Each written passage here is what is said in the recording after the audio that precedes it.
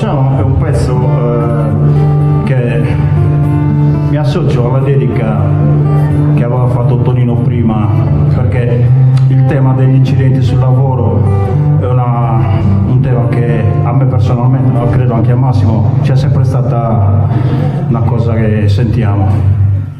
Tra l'altro anch'io tanti anni fa avevo scritto una canzone che riguardava questo tema qua, speriamo di poterla farla sentire in futuro con la band. Comunque questo pezzo è un pezzo contro l'egoismo, contro l'indifferenza, si intitola Isas Carreras.